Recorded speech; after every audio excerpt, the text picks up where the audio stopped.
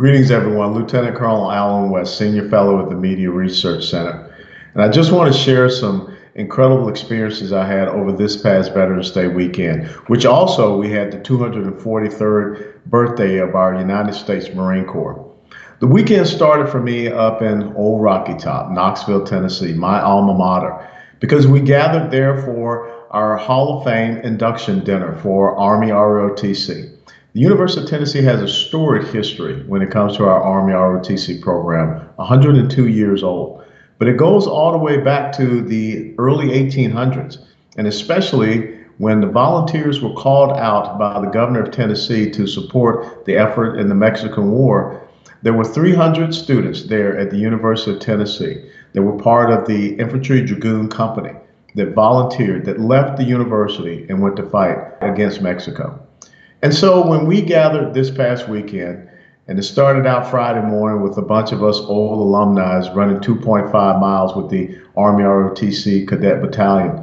But it was such an honor to be there in that kind of cool, brisk, rainy morning, to see the incredible legacy that was being passed on, these young men and young women who were going to step up and take their place on freedom's ramparts.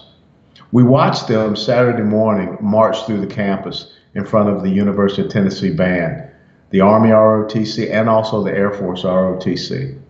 And it gave us a sense of pride because the whole weekend was kind of like passing the torch. See, what this weekend was all about was remembering that we do still live in America. Now, sometimes we look at the news and we get a little bit down, we get a little depressed. When we look at skits on Saturday Night Live and they kind of poke fun at combat wounded veterans, although they did bring Congressman-elect Crenshaw onto Saturday Night Live this past weekend, and they kind of gave him an opportunity to show what an American warrior looks like as opposed to a court jester. See, we still live in an America that produces American warriors, these modern day Spartans, these young men and women that are willing to, well, as Abraham Lincoln said, make that last full measure of devotion. And when I left Knoxville, Tennessee, I went over to Chardon, Ohio. And there I had an opportunity to be with another group of 300 incredible men and women, veterans, dating all the way back to World War II up to our present veterans from Iraq and Afghanistan. They were there, they had on their hats, they had on their jackets, some of them still wearing their old uniforms. But there was something about the pride, the spirit that they had. You know, when we stood there at the town square and we had this short little ceremony there on the old courthouse steps, and you looked out and saw those little children that were there. See, that reminds me that we're still in an America that believes in, well, the red, white, and blue, God country, baseball, hot dogs, and apple pie. Because there's something about a Veterans Day. There's something about that time when we remember the men and women who were willing to allow us to live in this incredible nation. When I sat down at the luncheon and you looked at the faces of these men, it was incredible. That's what America is all about. America is about that merry few, that band of brothers. And I'm not being sexist when I say that, but it's an incredible brotherhood.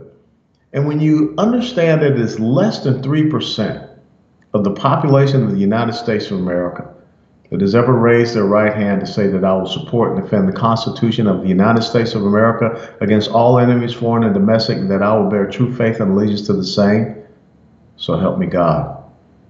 See, we still live in an America where people take an oath not to a king or a queen or to a political party, but they take an oath to a Constitution, a rule of law. And when we don't stand up and abide by that rule of law, it does hurt those veterans because they were willing to lay down their lives for it. See, we still live in an America where we can have that Veterans Day. But Veterans Day should be every day.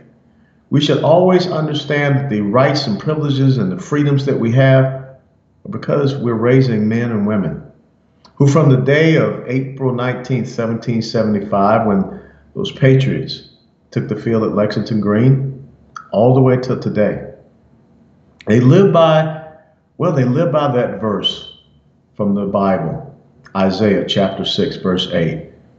When Isaiah stood there and the hosts of the Lord said, "Whom shall we send? Who will go for us?" And Isaiah said, "Here am I, send me." See, we still living in America where there are young men and women that are saying, "Send me." But let's make sure that we live in an America that honors them, and make sure that we live in an America that honors the tradition, the values, the principles, and the legacy of those that have gone on before us. Let's not stand for a fundamental transformation of America. Let's just still live in an America that we all know and we love.